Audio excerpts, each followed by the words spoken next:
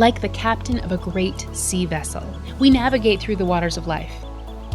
We chart our course and head for our destination.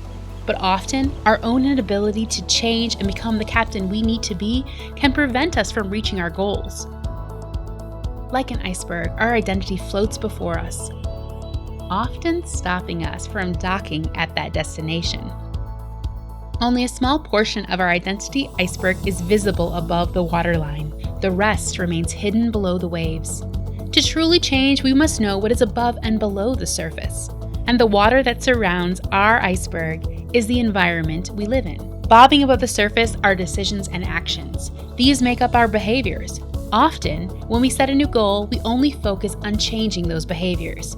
For example, let's say your goal is to get in shape.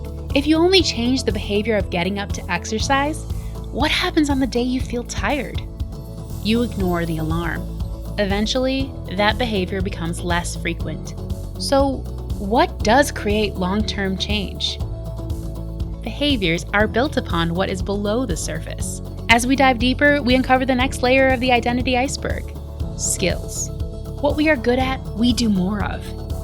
To get long-term change, we need to gain skills. We go to training, we get a mentor, and we grow our skills. The more skills we acquire in a desired behavior, the more we will do that behavior. Skills are affected by the next layer, called beliefs. These are personal truths built over time that affect how we learn and ultimately behave. Beliefs can be tricky because often what we believe to be true, we will make true.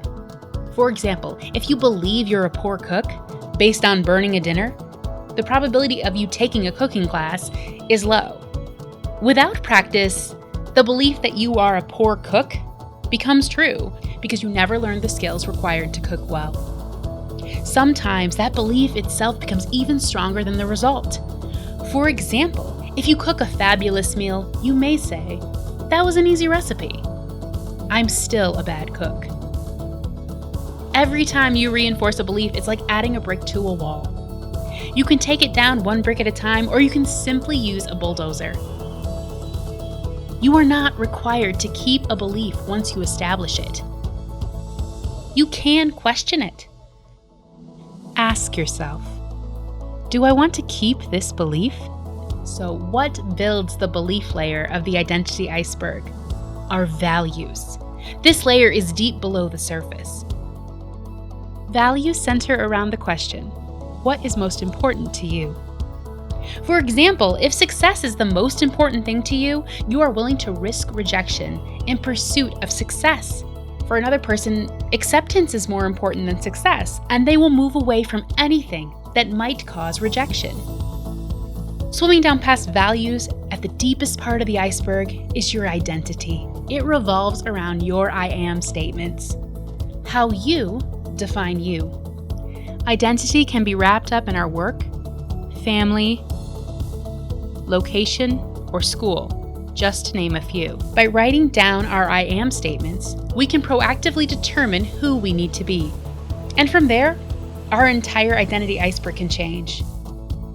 We can navigate to our desired destination and to that goal.